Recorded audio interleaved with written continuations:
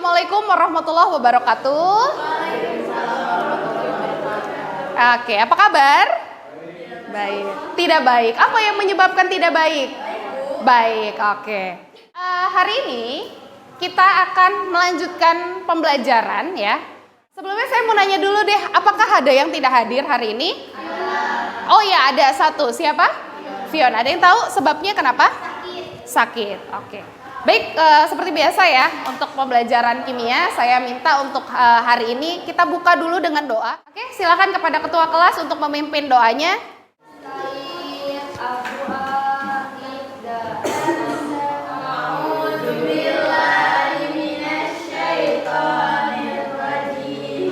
Oke, ada yang tahu hari ini kita mau belajar apa? Percobaan faktor. Percobaannya sudah? Udah, kapan dilakukan? Oke, sebelum kita lanjut ya, Ibu ingin membagikan dulu seperti biasa kertas sebagai pengingat dulu lah untuk mempersiapkan untuk menerima pembelajaran hari ini.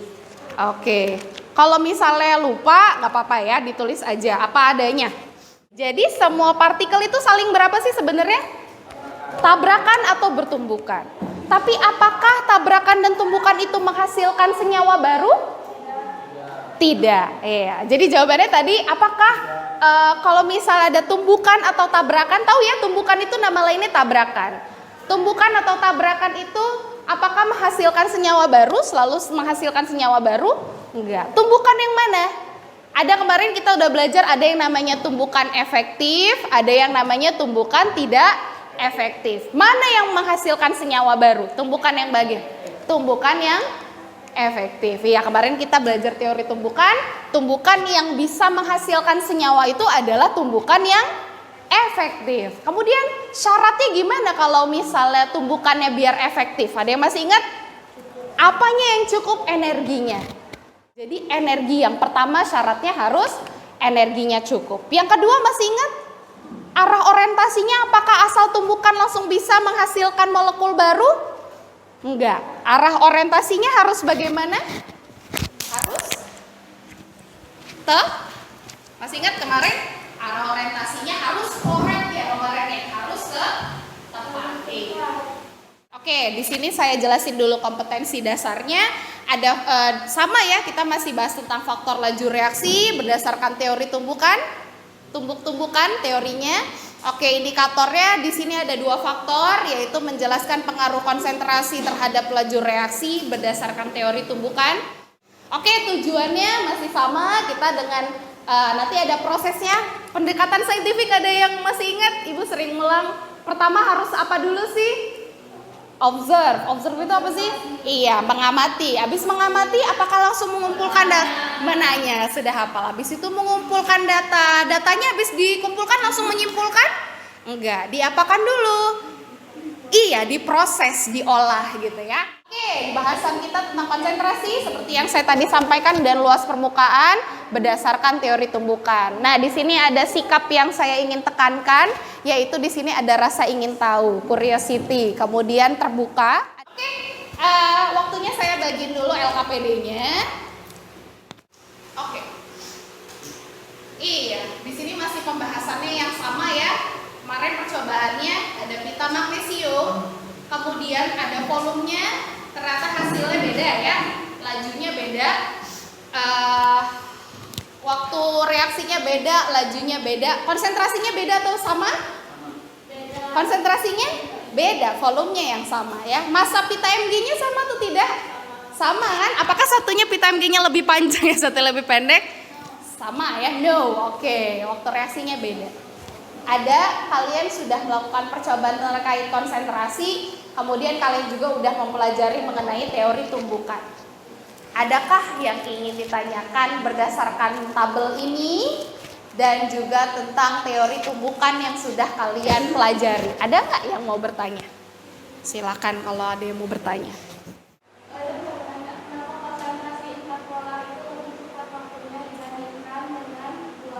Iya, masih sama ya pertanyaannya kemarin ya.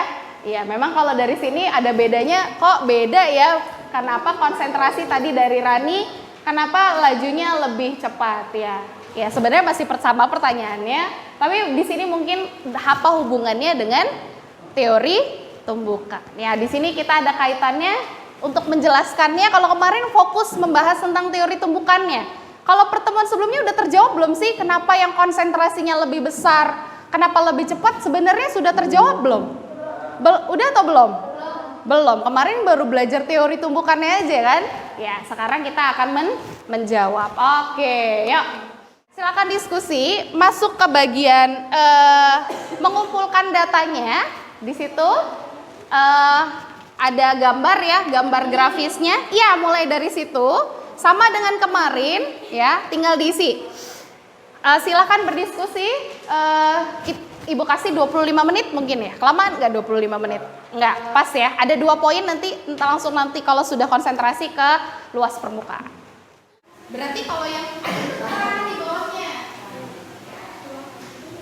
kalau yang warnanya agak nggak terlalu terang, punyanya siapa? Ya, kalau yang ini punya siapa? Bisa. Coba jawab di sini.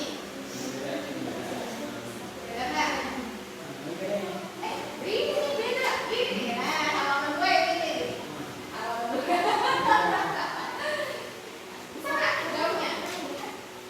Halaman 2? Bukan saya, ini halaman 2 ya? Ini? Sama? Yang ini ada yang hitung, coba hitung dulu semuanya. Yang dihitung punyanya asam cukanya atau pita MG-nya? Asam cuka. Asam cuka. Asam cukanya yang warnanya birunya terang atau birunya gelap? Gelap. Gelap. Iya. Yang gelap apa yang terang? Coba di bawah. Di bawah itu kan keterangannya.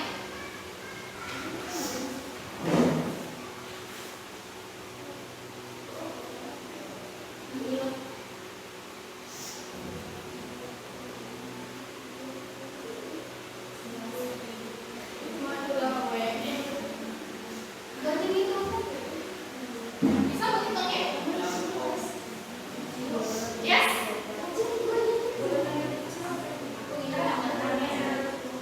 Ya, coba dibaca keterangannya. Yang warnanya rada muda, punyanya siapa? Iya, kalau yang warnanya gelap punya? Yang ini ya? Bacanya satu paket ya? Hah? Bacanya ini dulu, baru nanti masuk sini. Yang itu berarti punyanya si MG-nya atau punyanya si asam cuka? Itu kan 30 berapa? Yang 4 molar sama 2 molar sama nggak jumlah partikelnya? Kan kita disuruh ngitung dulu, beda nggak? Iya, coba dulu. Ada berapa sih?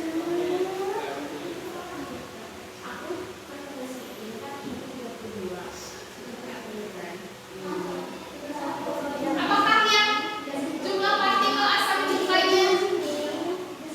Apakah partikelnya yang asam cuka 4 molar sama yang 2 molar sama jumlahnya?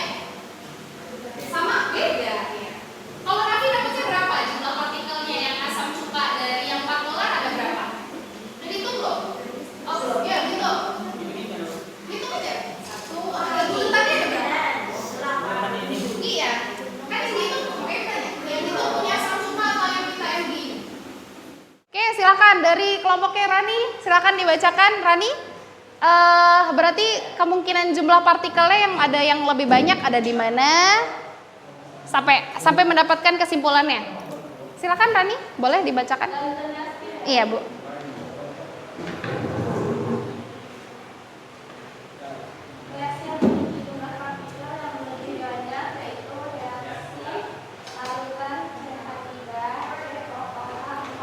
Oke, kemudian itu jumlah partikelnya yang lebih banyak. Kemungkinan terumbukannya yang paling banyak ada di mana?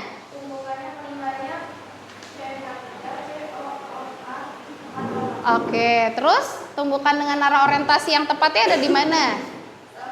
Sama, ya 4 molar. Kemudian yang partikelnya melebihi energi aktivasi ada di mana? 4 molar juga. Oke, berarti tumbukan efektif ya untuk menghasilkan molekul barunya berarti ada di siapa? 4 polar. Kesimpulannya berarti gimana tuh?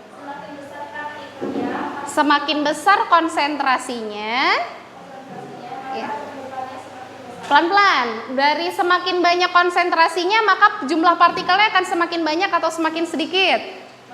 Iya, oke. Semakin besar konsentrasi, maka partikelnya akan semakin banyak. Kemudian, oke, kemungkinan tumbukannya akan semakin besar. Kemudian,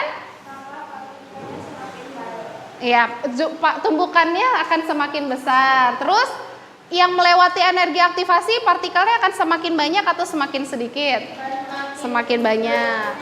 Berarti tumbukan efektifnya semakin banyak atau semakin besar atau semakin sedikit? Iya, oke, terima kasih Rani. Oke. Sama nggak? Kesimpulannya selengkap itu, ada yang selengkap itu? Sama, oke Nafi. Oke, karena Nafi tadi yang ngangguk-ngangguk, sekarang Ibu minta yang selanjutnya. Pengaruh luas permukaan. Oke, yang luas permukaan yang dihitung, yang warna merah punya siapa Nafi? Punyanya CaCO3 atau yang punyanya HCl?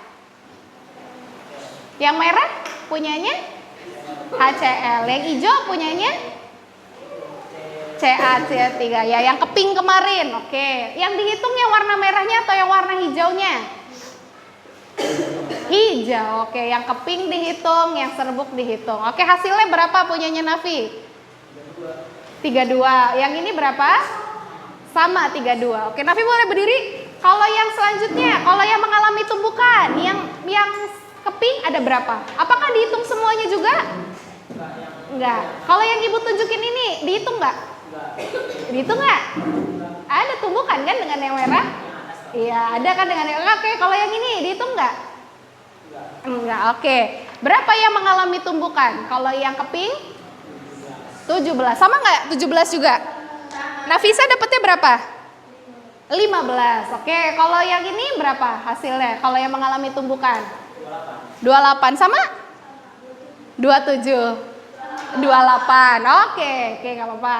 Ya, terus apa? Ya, silakan dijawab. Berarti kemungkinan tumbukannya ada di siapa, Nafi? Kemungkinan besar, luas permukaan yang lebih besar yang mana? Yang keping atau yang serbuk? Serbuk. Oke, kemungkinan tumbukannya yang besar ada di siapa? Di serbuk. Terus silakan apa lagi? Terus? Ya, yang melebihi energi aktivasi kemungkinan ada di siapa? Serbuk. Terus apa lagi? Tumbukan efektifnya ya untuk menghasilkan molekul baru ada di siapa? Serbuk. Berarti kesimpulannya bagaimana pengaruh luas permukaan terhadap laju reaksi? Semakin besar luas permukaan, ya kemungkinan tumbukannya akan semakin besar. Terus abis kemungkinan tumbukannya semakin besar, maka tumbukan dengan arah orientasi yang tepatnya juga akan semakin besar. Oke, terus energi aktivasinya berarti gimana? Kemungkinan ada di iya, yang luas permukaannya besar atau serbuk. Oke, maka tumbukan efektif juga, maka tumbukan efektifnya juga akan semakin besar atau semakin sedikit? Makin besar. Terima kasih kepada Nafi. Tepuk tangan dulu semuanya meskipun lelah. Tepuk tangannya pun terasa ya. Begini tepuk tangannya. Oke, nggak apa-apa. Oke, itu kesimpulannya untuk hari ini. Yang hari ini berarti yang kita udah pelajari ada berapa faktor? Dua. Apa saja? Konsentrasi sama luas. Faktor apa saja? Konsentrasi dan luas permukaan. Iya. Oke. Nanti untuk pembelajaran selanjutnya kita bahas yang suhu dihubungkan dengan teori tumbukan dan katalis. Sebagai penutup sedikit, Ibu pengen ngetes deh. Kira-kira masih inget gak? Ini tinggal bentar aja jawabnya, tinggal coret-coret aja. Kita tes nih, coba. Masih ingat sebagai penutupnya? Susah nggak? Apakah sulit? Udah, oke, Nafi. Aku udah Bu pokoknya. Oke, cukup untuk hari ini. Terima kasih banyak. Semoga bisa dipahami pembelajaran hari ini ya. penjelasan tentang faktor laju reaksi berdasarkan teori tumbukan. Kita ketemu lagi nanti di pertemuan selanjutnya ya. Saya Iris, assalamualaikum warahmatullahi wabarakatuh.